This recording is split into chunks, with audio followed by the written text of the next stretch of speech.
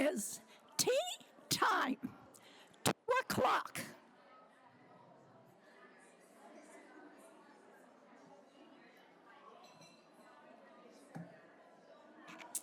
Good afternoon.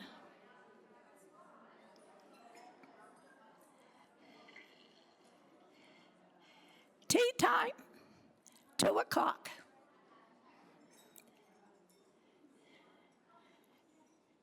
Good afternoon. Thank you. I am Barbara Fiske, and I co-host this tea party with Sylvia Fine. Welcome to the 4th annual celebration at Cedarfield to honor our women of significant life experiences during March that has been designated as Women's History Month in our nation. As part of this celebration, we are hosting this tea party today to honor 9 women of significant life experiences here in our community. All have been nominated by their peers. We want to take this opportunity to recognize and appreciate all they have done in recognizing these unique gifts of these women. Last November, the journey began. We placed in your mailboxes the request to nominate women. We are grateful for those who respond with the names of these 9 women. In November of this year, you will have the opportunity to nominate a friend, a neighbor, or a spouse you believe should be honored.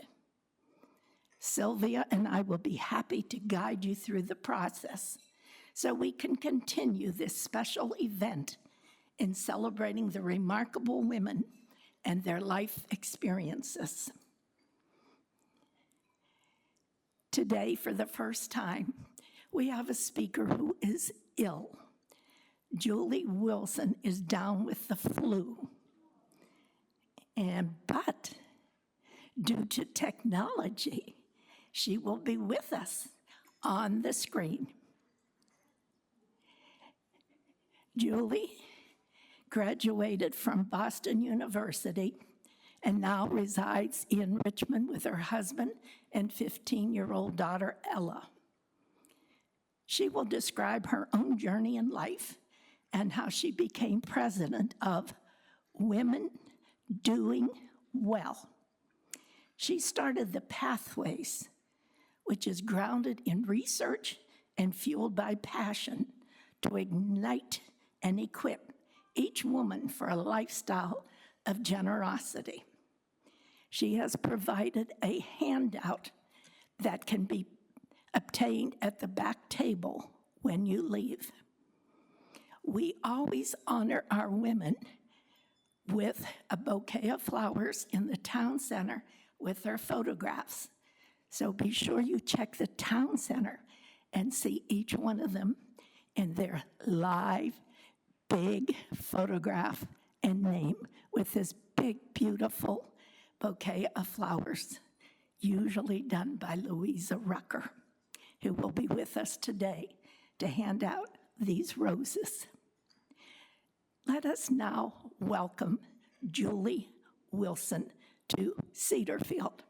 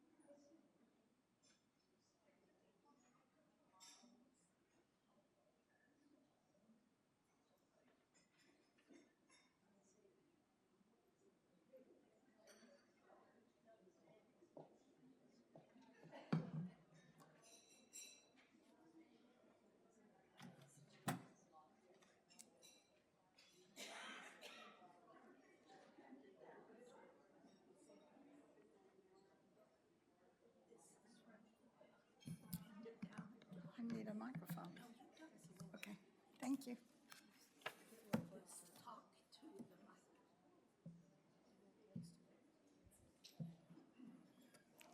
Well, good afternoon, and thank you for coming to our 4th annual tea. I can't believe it's 4. My goodness. I want to start today by talking about Becky Trader. Who knew Becky Trader?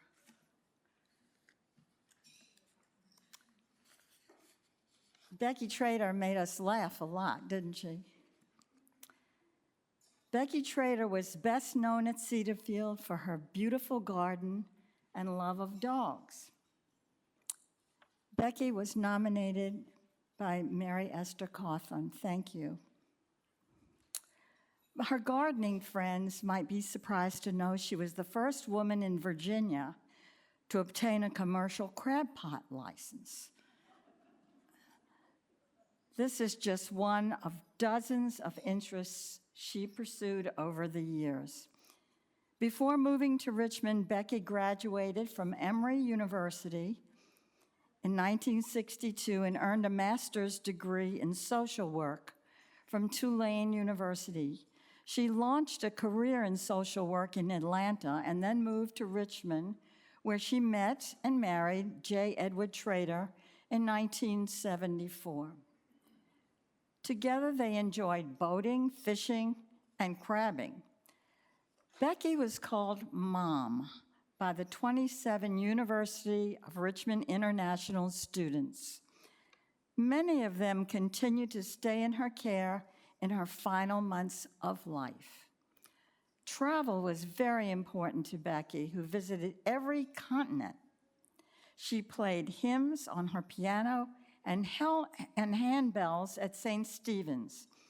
As a philanthropist, Becky contributed to the Richmond Youth Orchestra program and established a fund to help University of Richmond international students explore culture and interest while in Richmond. We miss you a lot, Becky, and thank you, Esther, for nominating Becky Trader.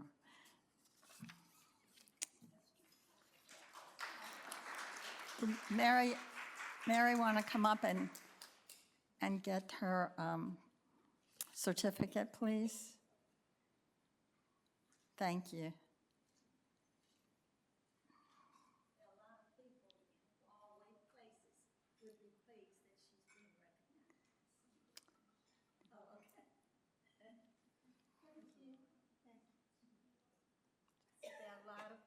People in faraway places who would be happy about this recognition.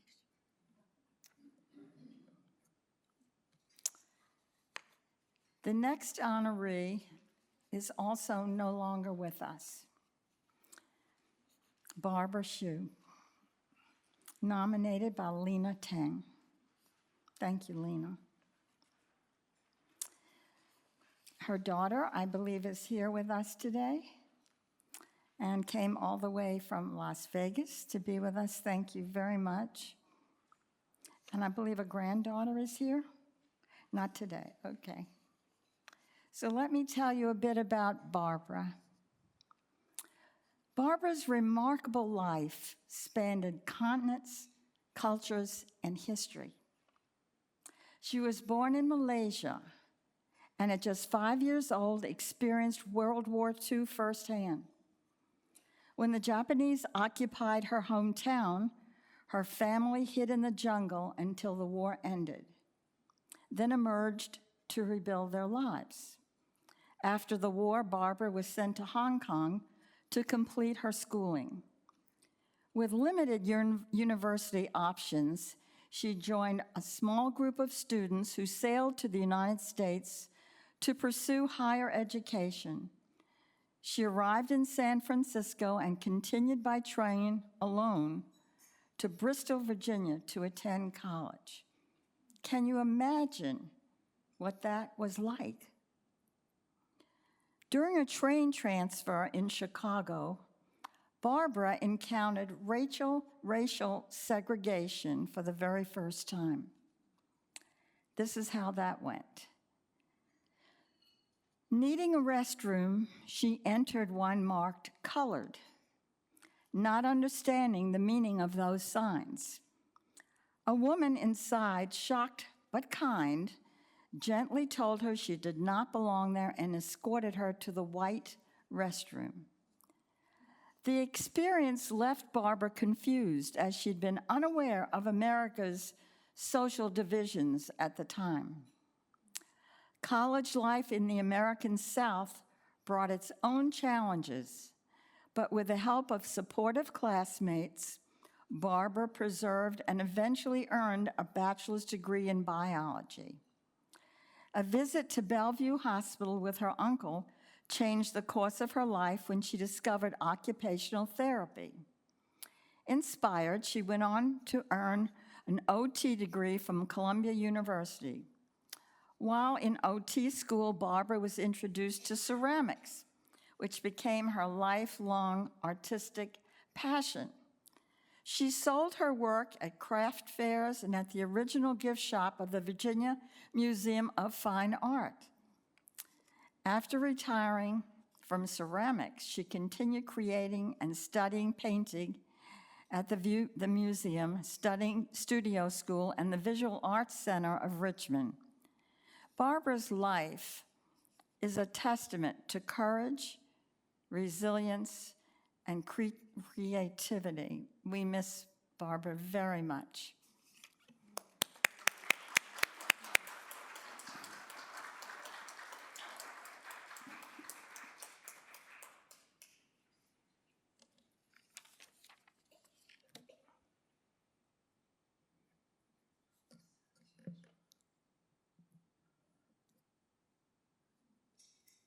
Thank you all for having me here. It's such a pleasure to be here. My mom will be extremely pleased.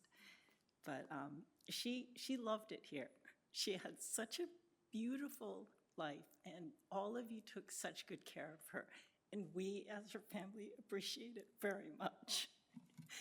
She was always so social after my father passed away. We were worried about her. We didn't know how she would deal with living forward, but she was very healthy, and she just, I think she took some time, thought about it, and then flourished here and did all the activities that were of interest for her. She took so many classes, she had friends, she socialized, and we were so happy to see that. The funniest thing was one day, we had a little text feed going with the kids. So it was her 3 daughters and her, and it was called Shoe Women. So every now and then these messages come up on Shoe Women. It was the funniest thing. I don't know what she was doing. We were bickering, the kids were bickering about something, and she just got so exasperated with us. I mean, mind you, we're like 60-some years old. I'll deal with you girls later. And then off she went to do whatever it was with you all. So I'll always remember that. But thank you for being her community and really giving her such a beautiful life. Thank you.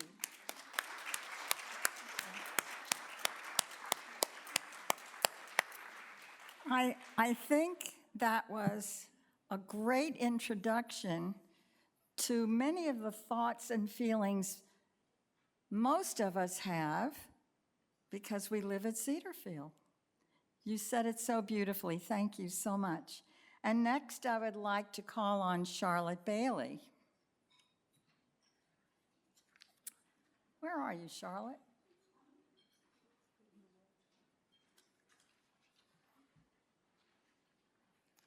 Charlotte was nominated by Francis Aiken.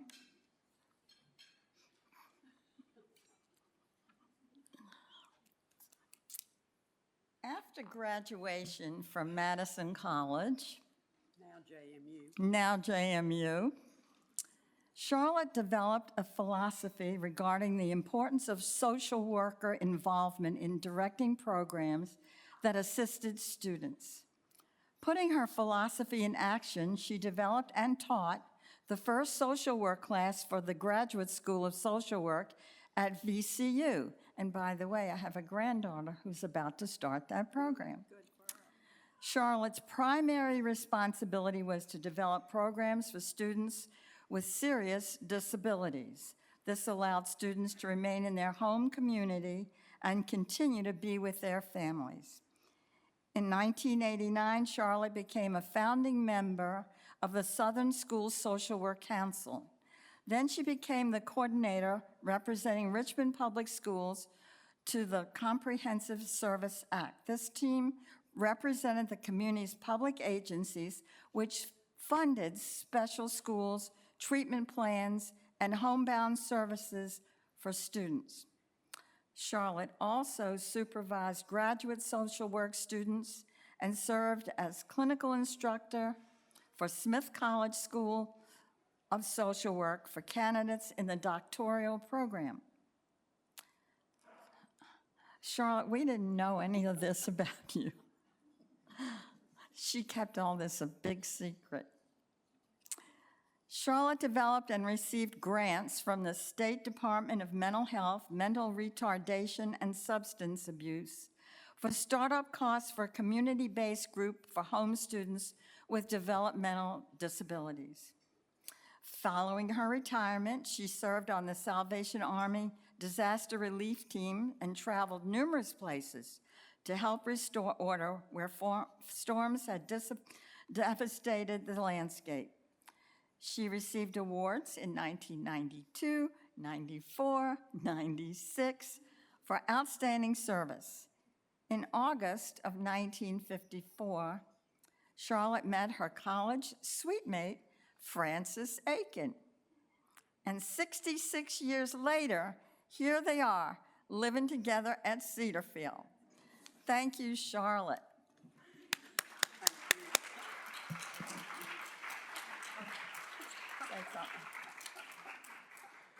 Thank you so much. I had forgotten a lot of that. Frances Crockett Aiken was my suite mate at Madison. Nancy Lee, Betty Mann, Jan Harris, whom we lost last year, were all at Madison together in 1954, and we graduated in 1958. That's a long time.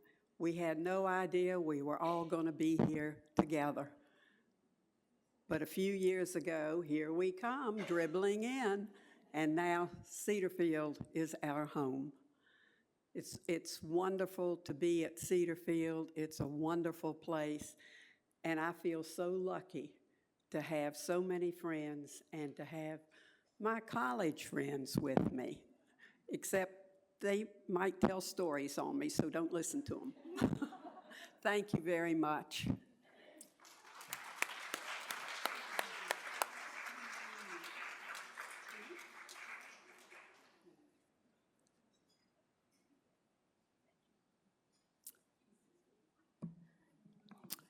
And next, I'd like to ask Susan Burgess to come up, please.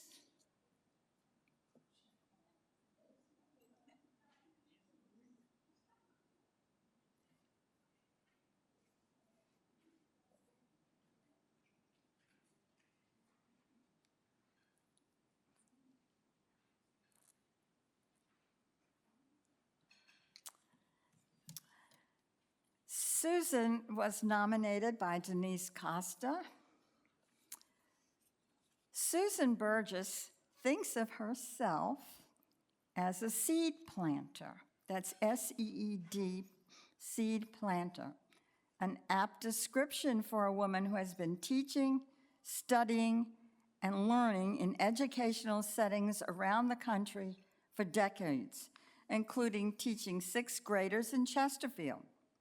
She was born on Staten Island, New York, another New Yorker, good to know, and moved frequently because of her father's career in the Coast Guard. After earning an education degree at Mississippi University for Women, she moved around the country with her husband, Reginald Burgess, a Richmonder, who served in the Air Force and became an ordained Methodist minister.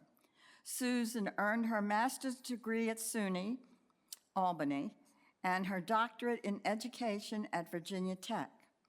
Throughout 16 moves, she managed to teach, administer, or study education everywhere she lived. At Cedarfield, Susan has been active in supporting teachers. She organized a Teacher Appreciation Week and invited teachers to connect and share experiences. She gave teachers a keychain to thank them and small toy bees, which symbolized hard work, teamwork, and prosperity. She is active in the Flower Guild, has taken many art classes, and loves helping and supporting residents at Cedarfield. Thank you, Susan. Did you want to?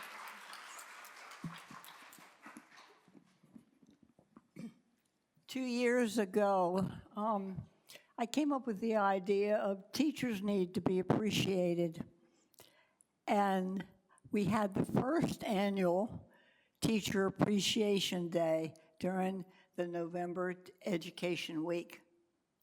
I look back at the notes, and the first year that we did this, we asked them, how many years were you a teacher or an educator? It equaled, in the group of 12 people that year, 294 years teachers. And then we asked the question, how many students did you serve? Well, the answer came up as close as we could come to 27,000 students that those 12 people worked with. We've had teachers come, we've had professors come, social workers come to the group, school nurses come to the group, librarians, because all of the people here at Cedarfield have served children and young adults. And so I would like to give this award to all the teachers here at Centerfield. They're a wonderful, wonderful group of people, and they have served this country well. Thank you.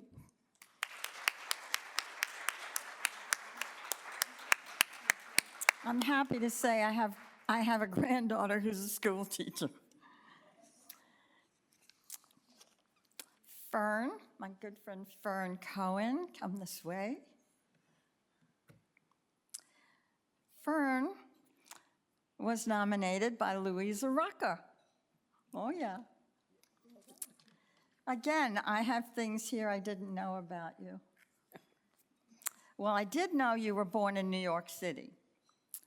Fern made her way to Petersburg and Richmond for most of her life. She makes and maintains her friendships at Cedarfield and in the community.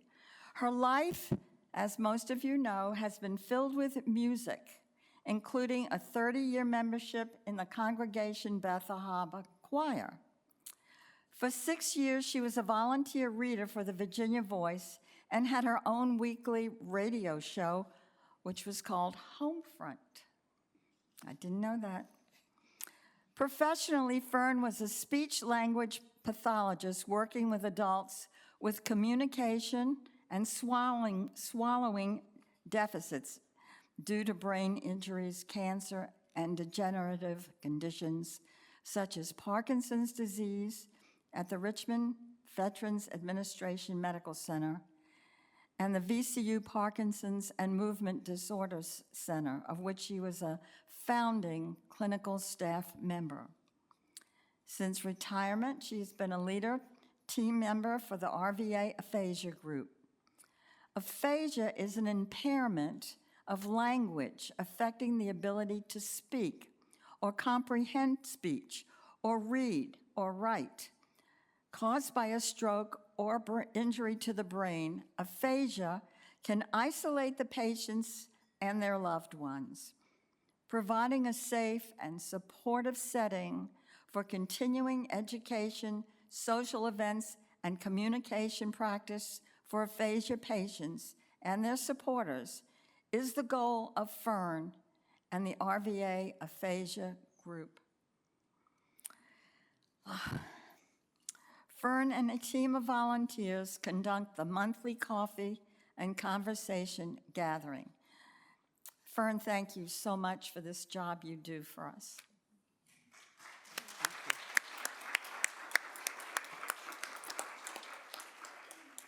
I want to thank Diversity and Louise Rucker for nominating me and supporting me through this process. I've only been at Cedarfield about 1.5 years now, so I will admit I have not gotten into as many activities here as I hope to in the future as I step away from some of my other community involvements. But it's been a joy being here. I have met the most wonderful people and feel so much at home. And thank you very much.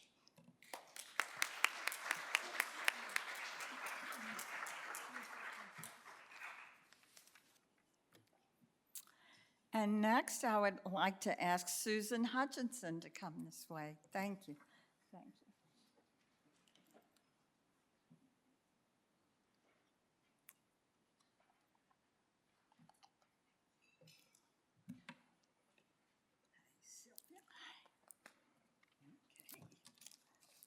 Susan Addington Hutchinson, a 1962 graduate of Randolph-Macon Women's College as a chemistry major.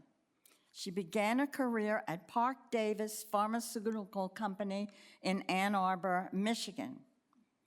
In 1965, she became the first female chemist to work in the A.H. Robbins Chemical Research Labs here in Richmond. Susan began her studies in 1967 to become a patent agent. After taking the bar exam in 1969, she was admitted by the U.S. Patent and Trademark Office to practice as a patent agent. She joined the Patent Law Department of Philip Morris in 1976, where she worked with inventors in preparing patent applications. In 1981, she joined the Research and Development Department at Philip Morris and advanced to Manager of Administration and Facilities. She helped to organize the Philip Morris Women's Resource Committee and served as president from 1982 to 1983. She was a 1984 graduate of Leadership Metro Virginia. She helped membership in the International Facilities Management Association, and in 1989 was elected president of the Richmond chapter. In 1993, she retired and began her second career as an artist creating colorful watercolors. Some of her artwork is displayed down in the clinic hallway. Since residing at Cedarfield, she has served as chair of the Facilities Committee and the Cedarfield Arts Council. She served as an area ambassador, is a member of the Fresh Eyes Committee, and works, as many of you have seen, in the 2300 shop. So she's a sales lady too. Thank you, Susan. Thank you.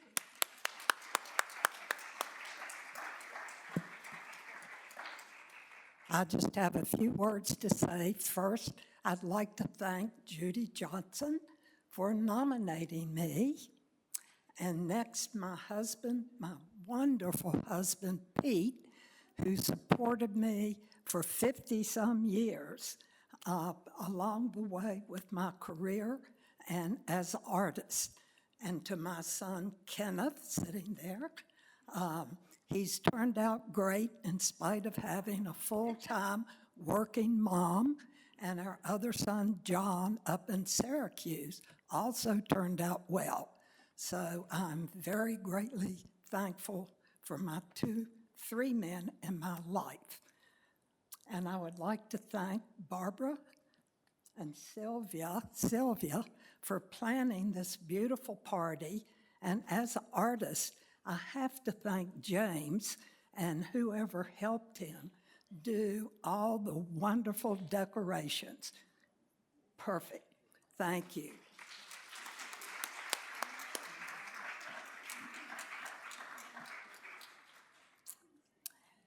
Ellen Martin, where are you?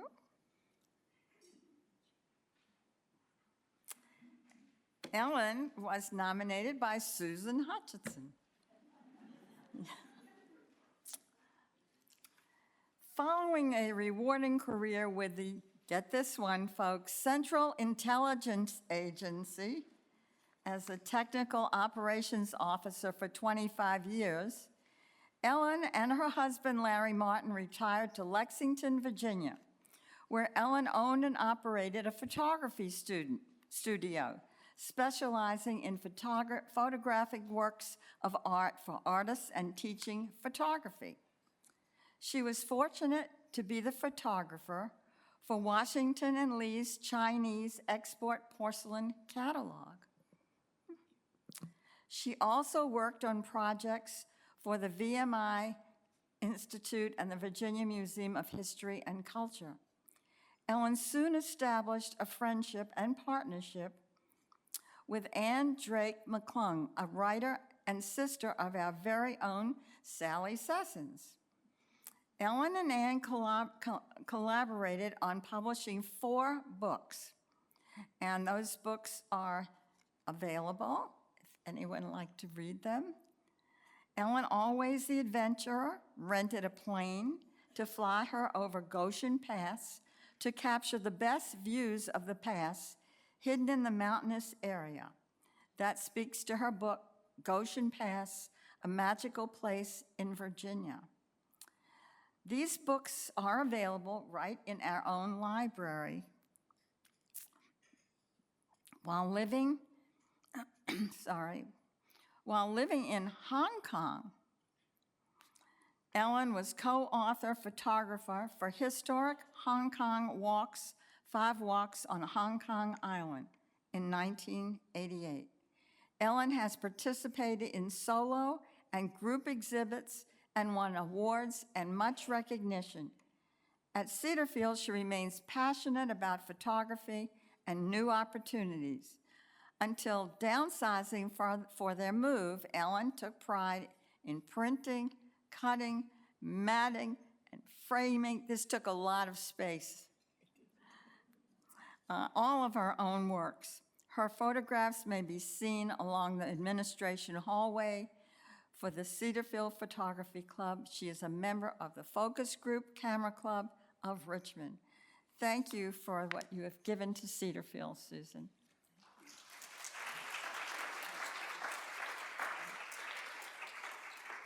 Thank you very much. I have no prepared remarks other than to thank Sylvia and especially both of you for organizing this entire event, and thank you for the flowers.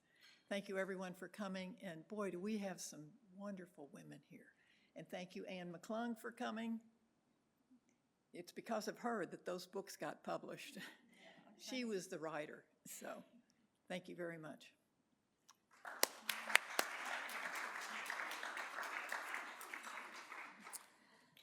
Okay, Ro, it's your turn, and now everybody's going to see that gorgeous necklace.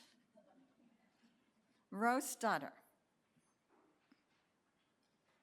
You can flash the ring, too. She's got on some really gorgeous jewelry today. Yes, my statement to her. Her statement jewelry. Rose Stutter dedicated her career to promoting and supporting success of the nation's teachers and students through skillful communication. Do you sense there's a theme here today? Her motto was, "What's good for the student is good for the teacher." She graduated from the University of Tennessee with a degree in English. After 2 years in Washington at Broadcasting Magazine, she moved to Florida Atlantic University, where she joined a team to establish a campus-wide closed-circuit TV network to record and broadcast professors' lectures. Next, she moved to Ohio University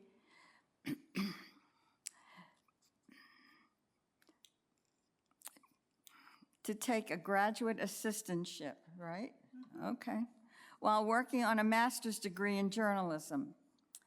The Ohio Teachers Union hired her to write and host a daily radio show broadcast to 65 stations. Then off to Maine, where she edited a newsletter and she became involved in negotiating contracts for teachers. As a public relations specialist at the Oklahoma Communications Division of the Teachers Association, she organized statewide conventions and special events.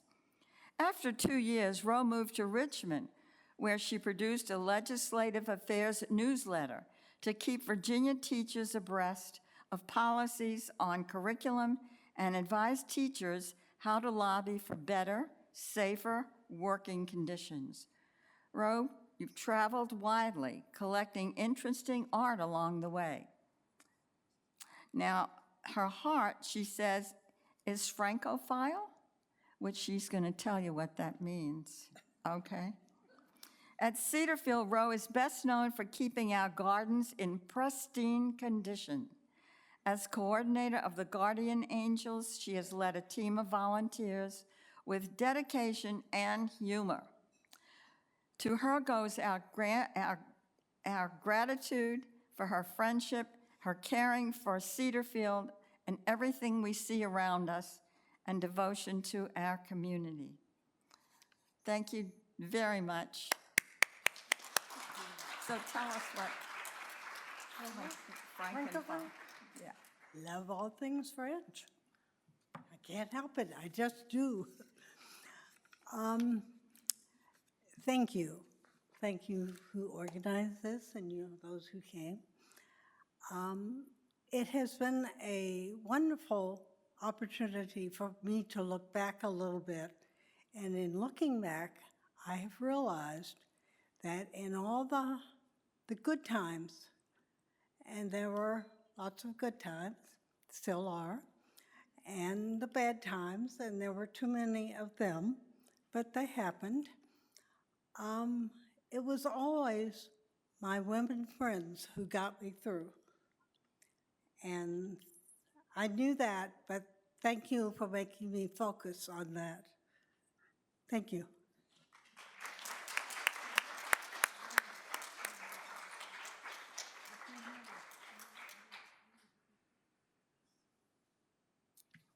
Kay Lara, please come up.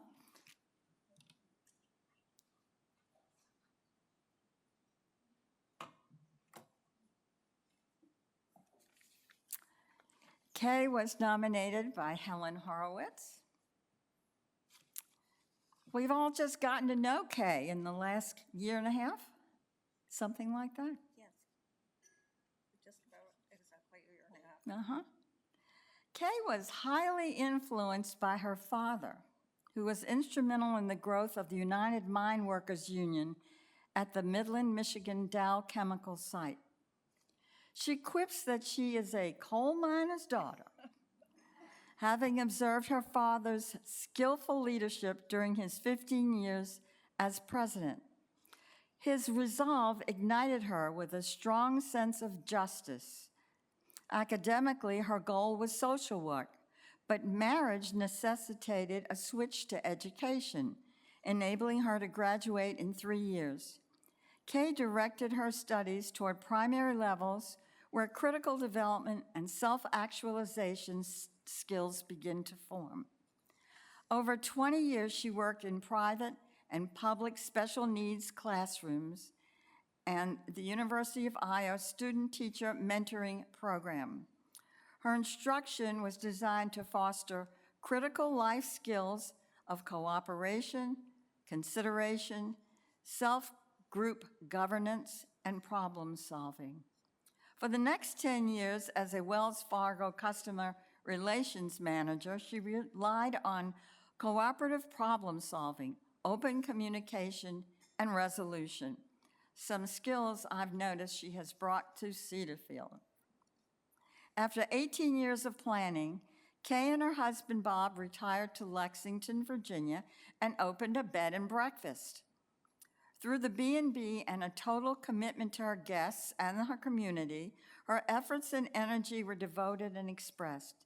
Hosting B&B guests in a small town with innumerable needs and opportunities for group action and service was the perfect environment for Kay. She is a people person.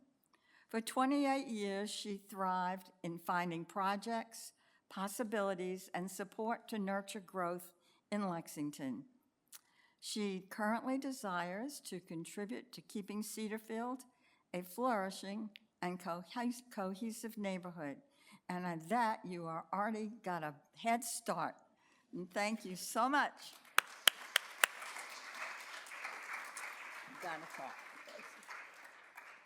I am so deeply moved by being recognized by this group. It really means so much to me. And I just want to thank Helen for nominating me and giving me this opportunity, and also to thank the people who created this event. I'm not sure exactly who that is. It's Barbara and Sylvia. Is that you?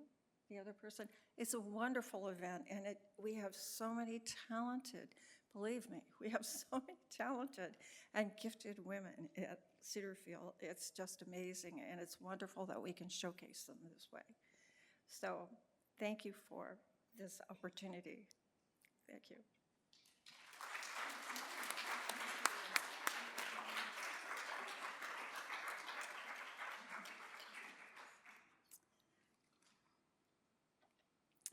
So, 1 minute while this loads.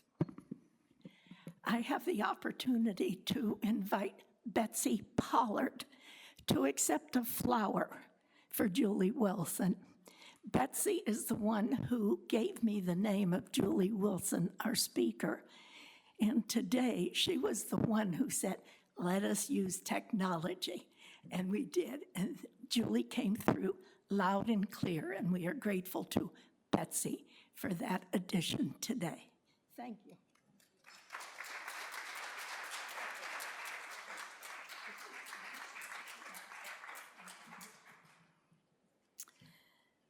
Before we finish our tea today, I want to take a moment to celebrate something truly powerful. The friendships that women build later in life. There's quite a myth in the world that friendship is something for the young, that our circles are set, our stories written, our chances to deeply connect somehow are behind us. But everyone in this room knows the truth. Friendship does not have an expiration date. In fact, some of the most meaningful friendships are the ones we build after we've lived a little, after we know who we are, what matters, and what we're no longer willing to pretend about. Friendships later in life carry a special magic. They're built not on comparison, but on compassion, not on obligation, but on choice.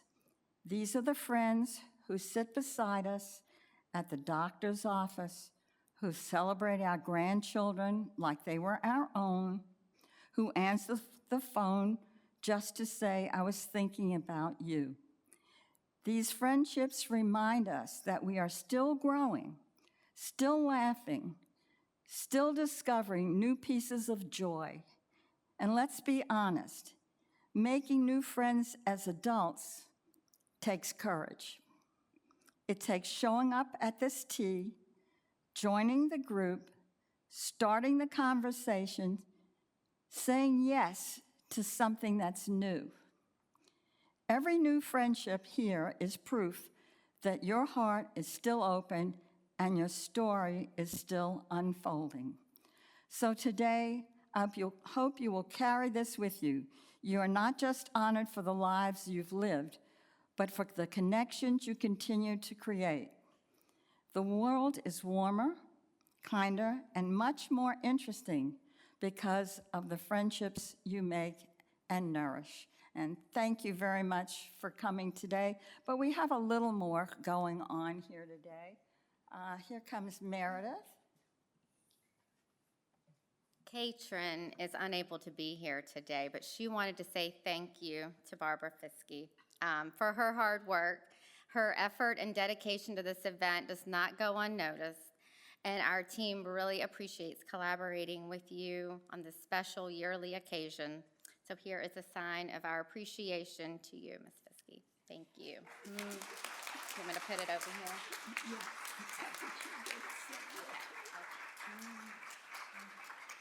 What a wonderful surprise.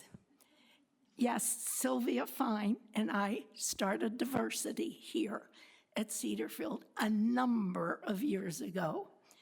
And one of our joys is creating this tea party. There's nothing but this special event that I look forward to each year. But we cannot put this on without the help of all of the team members. James Torres for his decorations. Thank you so much, James. Today to Georgia Brown and to Meredith Eckel for admitting you and escorting you into your proper places. Thank you, Georgia and Meredith.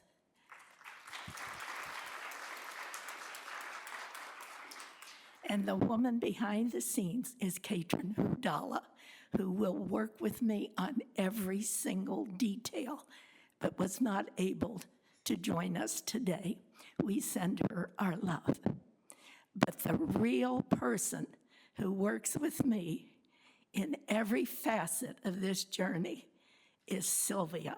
And so I'd like to invite Sylvia back to the microphone to thank her properly. Thank you.